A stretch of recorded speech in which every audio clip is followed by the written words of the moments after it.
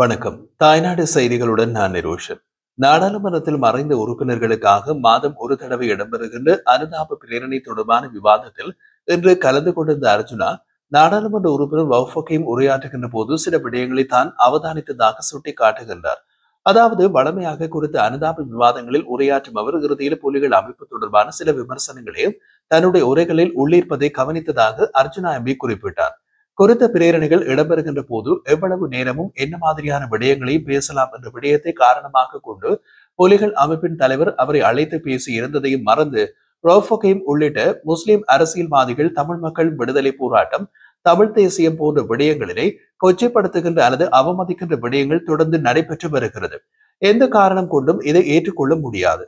குறித்து அனுதாப பிரேரணை விவாதங்களில் தான் வளமையாக உரையாற்றுவது இல்லை என்றாலும் இவ்வாறான முஸ்லிம் உறுப்பினர்கள் எம்மை கொச்சைப்படுத்துகின்ற போது சில விடயங்களை தெளிவுபடுத்துவதற்காக தான் இன்று அனுதாப பிரேரணை விவாதத்தில் உரையாற்றியதாக குறிப்பிடுகிறார். இந்த நிலையில் நாடாளுமன்றத்தில் தொடர்ந்து பேசிய அர்ஜுனா, இந்த நாட்டில் சிங்கள பெரும்பான்மை இனம், முஸ்லிம் இனம், தமிழினம் என்று மூன்று இனங்கள் காணப்படுகின்றது.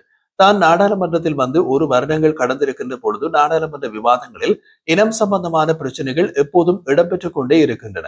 அதன்படி பெரும்பான்மை இனம் சிறுபான்மை இனமான தமிழர்கள் மற்றும் முஸ்லிம்களை இதுவரை காலமும் எவ்வளவு மோசமாக நடத்தி இருக்கிறது என்பது தொடர்பான விவாதங்களை இந்த நாடாளுமன்றத்தில் நடைபெற்றும் வருகின்றது.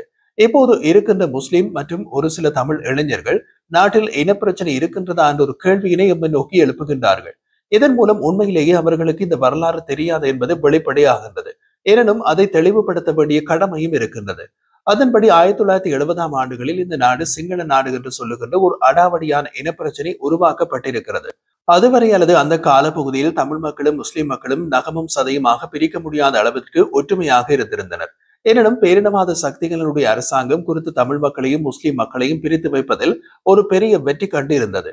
இலங்கையின் உள்நாட்டு அரசியல் மற்றும் இன மோதல்களின் வரலாற்றில் தமிழரசு கட்சி ஒரு முக்கிய பங்காற்றிய கட்சியாக கருதப்படுகிறது. தமிழர்களின் உரிமைகள் மற்றும் அரசியல் தேவைகளை முன்னிறுத்தும் நோக்கத்துடன் இயங்கிய இந்த கட்சியை சார்ந்தே பின்னர் பல்வேறு குற்றச்சாட்டுகள் எழுந்துள்ளன.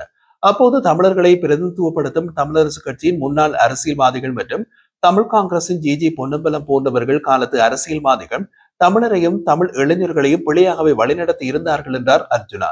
அவர் மேலும் தெரிவிக்கையில், தமிழ் இளைஞர்கள் சிங்களவர்களுக்கு எதிராக ஆயுதம் ஏந்த வேண்டும், யுத்தம் செய்ய வேண்டும் என்ற சிந்தனையை முதலில் விதைத்தவர்கள் தமிழரசு கட்சியினரே. உலக தமிழ் மாநாடு நடந்த காலப்பகுதியில் அவர்களுடைய மேடை பேச்சுக்களில் இளைஞர்கள் சிங்கள மக்களுக்கு எதிராக ஆயுதம் ஏந்தி போராட வேண்டும் என்ற கருத்துக்களை தமிழ் மக்களிடையே விதைக்க ஆரம்பித்தனர். அப்போதுதான் தமிழ் மக்களுக்குரிய கேவலமான அரசியல் ஒன்று ஆரம்பித்தது. இளைஞர்களிடையே இந்த சிந்தனையை ஊட்டி அரசியல் போராட்டத்திலிருந்து ஆயுத போராட்டத்திற்கு நகர்த்திய பொறுப்பாளிகள் இவர்கள்தான். இலங்கையில் தமிழர்கள் மொழி, கல்வி, வேலைவாய்ப்பு உரிமைகள் குறித்த பிரச்சனைகள் தீவிரமடைந்தன. சமாதான போராட்டங்கள், சத்தியாகிரகங்கள், ஆர்ப்பாட்டங்கள் மூலம் உரிமைகளை பெற முடியாத சூழ்நிலையில் சில இளைஞர்கள் விரக்தி அடைந்தனர். இந்த சூழ்நிலையையே அர்ஜுனா தனது குற்றச்சாட்டில் சுட்டிக்காட்டுகின்றார். அந்த காலத்தில் இவர்களை நம்பி எங்களுடைய தமிழ் இளைஞர்கள் 1977, 1980, 1983ஆம் ஆண்டுகளில் ஒவ்வொரு குழுக்களாக ஆயுதங்களை தாங்கினர். ஆயுதங்களை தாங்கியவர்கள் இந்தியாவுக்கு சென்று பயிற்சிகளை முடித்து வருகின்ற போது அதே தமிழ் அரசியல்வாதிகள் இவ்வாறு சொன்னார்கள். நாங்கள் ஒரு பேச்சுக்காக ஆயுதம் ஏந்துமாறு மேடை பேச்சுக்களில் சொன்னால் நீங்கள் போய் ஆயுதம் ஏந்துவதா என்று கேட்டார்கள். இந்த நிலையில் அரசியல்வாதிகள் எங்களுடைய இனத்தின் சாபக்கேடு என்று ஆயுதம் ஏந்திய இளைஞர்கள் நினைத்தார்கள். அதாவது 1980, 83ஆம் ஆண்டுகளில் நினைத்தது போன்று தேசிய தலைவர், அவருடைய குடும்பம், அவருடைய இருந்த ஆயிரக்கணக்கான போராளிகள் மண்ணுக்கு வித்தாகி இருக்கின்ற இந்த காலப்பகுதியில் இருத்தி வைக்கப்பட்டு கைகள் பின்னால் கட்டப்பட்டு செம்மணியில் புதைக்கப்பட்ட எலும்புகள் தற்போது மீட்கப்படுகின்ற காலத்திலும் அதே அரசியலையே இந்த தமிழ் அரசியல்வாதிகள் இப்போதும் செய்கின்றார்கள் என்றார் அர்ஜுனா. தொடர்ந்து தெரிவித்த அர்ஜுனா, 1983ஆம் ஆண்டு ஒரு பத்திரிகை செய்தியின்படி கிழக்கு மாகாணத்தில் 500 தமிழ் மக்கள் வெட்டி படுகொலை செய்யப்பட்டதாக குறிப்பிடப்பட்டுள்ளது. எந்த அரசியல்வாதிகள் தங்களுடைய சுயநலத்திற்காக இந்த தமிழர்களை நோக்கி இதனை ஆரம்பித்தார்களோ 2025ஆம் ஆண்டிலும் அது தொடர்ந்து இடம்பெற்று வருகிறது. இன்றைக்கு நாடாளுமன்ற உரையில் நாடாளுமன்ற உறுப்பினர் ரவுஃபக்கையும் விடுதலை புலிகள் வடக்கிலும் கிழக்கிலும் தமிழ் தேசிய இனம் ஒன்றுதான் இருக்கிறது என்று சொன்னதாக சொல்லி 2025லும் இந்த நாடாளுமன்றத்தில் குறிப்பிடுகிறார். மொஹாமட் ஹசான் செய்கு இசுதீன் போன்றவர்கள் ஆரம்ப காலத்தில் எவ்வாறு முஸ்லிம்களுக்கான ஒரு அரசியலை ஏற்படுத்தி இருந்தார்களோ அதிலிருந்து விலகி இவர்கள் இனம் சம்பந்தமான ஒரு அரசியலை செய்து கொண்டிருக்கிறார்கள் என்று சாடினார். இனம் தாண்டி அரசியலை தாண்டி நாடாளுமன்ற உறுப்பினர் சேகரனை நோக்கி படு மோசமான ஒரு அரசியலை என்று நாடாளுமன்றத்தில் கதைத்திருக்கின்றார்கள். அதே நேரம் அதே தமிழரசு கட்சி மீண்டும் மறைந்த முஸ்லிம் பாராளுமன்ற உறுப்பினர்கள் பற்றிய நினைவு கூறையில் பேசுகின்ற இடத்தில் மீண்டும் அவர்களை, அதாவது முஸ்லிம்களை சீண்டுகின்ற விதத்தில் கதைத்திருக்கின்றார்கள். ஒரு தமிழ் நாடாளுமன்ற உறுப்பினராக அதே நேரம் சுயாதீன நாடாளுமன்ற உறுப்பினராக தான் சொல்ல வருவது கடந்த கால முஸ்லிம் தலைவர்களாக இருக்கட்டும், அவர்கள் செய்த நல்ல செயல்களாக இருக்கட்டும், தற்போது இருக்கின்ற முஸ்லிம் தலைவர்கள் அதிலிருந்து விலகி இனப்பிரச்சனையாக அல்லது மொழி பிரச்சனையாக நடத்துகின்றார்கள். முகமது ஹசன் செய்கு இசுதீன் அந்த காலப்பகுதியில் வளர்த்த முஸ்லிம் மக்களுக்கான ஒரு தூய அரசியலில் இருந்து எவ்வாறு வேறுபட்டுள்ளது என்பதனை அனைவரும் விளங்கிக் கொள்ள வேண்டும் என்றார் அர்ஜுனா.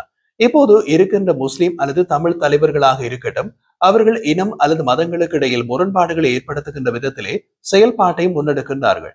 இந்த நிலையில் முஸ்லிம் மக்களை எங்களுடைய சொந்த சகோதரர்களாகவே நாங்கள் கருதுகின்றோம் என்று குறிப்பிடும் அர்ஜுனா, மறைந்த பழைய முஸ்லிம் அரசியல்வாதிகள் ஒருபோதும் இனவாதத்தை வளர்த்ததில்லை. ஆனால் இப்போது இருக்கின்ற நாடாளுமன்ற உறுப்பினர்கள் இனவாதங்களை வளர்த்து இனவாதங்கள் மேல் ஏறி நின்று அரசியல் செய்யவே நினைக்கின்றார்கள். அதுவே இந்த நாடாளுமன்றத்தில் ஒரு மிகப்பெரிய குறைபாடாக இருக்கிறது என்று அர்ஜுனா குறிப்பிட்டார். பேரினவாத சக்திகளுடைய அரசாங்கம் இந்த தமிழ் மக்களையும் முஸ்லிம் மக்களையும் பிரித்து வைப்பதிலே ஒரு பாரிய வெற்றி கண்டது. அந்த வெற்றி தான் 1970ஆம் ஆண்டுகளிலே எங்களுக்கு நடந்த பாரிய மொழி தொடர்பிலான அடக்குமுறை. உங்களுக்கு நன்றாக தெரியும், தமிழ் பேசுகின்ற சமூகத்தின் மீது இந்த அடக்குமுறை வைக்கப்பட்ட போது தமிழ் பேசுகின்ற சமூகம் என்ற அடிப்படையிலே நாங்களாக தமிழர்களாக இருக்கலாம், முஸ்லீம் மக்களாக இருக்கலாம், நாங்கள் எப்போதுமே ஒன்றாக இருக்க வேண்டியவர்கள். நாங்கள் எங்களுடைய தாய்மொழி தமிழ்.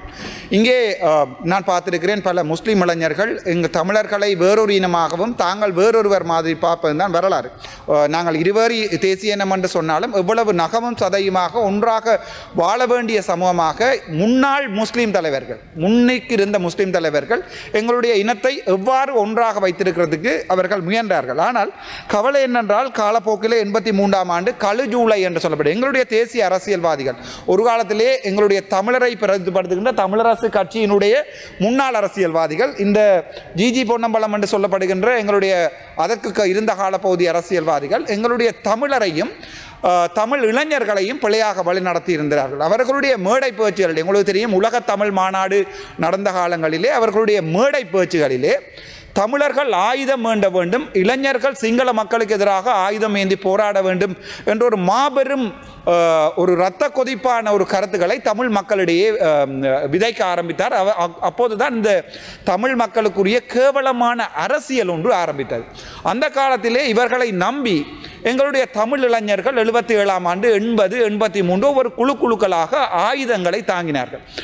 ஆயுதங்களை தாங்கிய தமிழ் குழுக்கள் ஆயுதங்களை தாங்கி இந்தியாவுக்கு போய் தாங்கள் படைகள் ஆயுத பயிற்சியில் எடுத்து வருகின்ற போது அதே தமிழ் அரசியல்வாதிகள், இதே தமிழரசு கட்சி என்று சொல்லப்படுகின்ற எங்களுடைய அதே தமிழ் அரசியல்வாதிகள் சொன்னார்கள், நாங்கள் ஒரு பேச்சுக்காக மேடை பேச்சுகளிலே சொன்னால் உங்களை போய் ஆயுதம் ஏந்த சொல்லி நீங்கள் போய் ஆயுதம் ஏந்துவதா என்று எங்களுடைய இளைஞர்களை பார்த்தபோது எங்களுடைய இளைஞர்கள், ஆயுதம் ஏந்திய இளைஞர்கள் அந்த காலத்தில் யோசித்தார்கள், இந்த அரசியல்வாதிகள் எங்களுடைய இனத்தினுடைய ஒரு மாபெரும் சாபக்கேடு என்று நினைத்தார்கள். அன்று நினைத்தது 1980, 83ஆம் ஆண்டுகளிலே நினைத்தது இன்று எங்களுடைய தேசிய தலைவர், அவருடைய குடும்பம், அவரோடு நின்ற 44,000 போராளிகள், அதை விட 16,000 போராளிகள் இன்று மண்ணுக்கு வித்தாகி போய் இருக்கின்ற இந்த காலப்பகுதிகளில் இருத்தி வைக்கப்பட்டு கைகள் பின்னால் கட்டப்பட்டு செம்மணியில் புதைக்கப்பட்ட இந்த எலும்புகள் எடுக்கப்படுகின்ற இந்த காலத்திலும் அதே அரசியலை தான் எங்களுடைய தமிழ் அரசியல்வாதிகள் செய்து கொண்டிருக்கிறார்கள். தான் மிகவும் கவலைக்குரிய விடயம் என்னவென்றால், அதே அரசியல்வாதிகளுக்கு வாக்கு போட்டுக் கொண்டிருக்கிறோம், அதே அரசியலை தான் இவர்கள் செய்து கொண்டிருக்கிறார்கள்.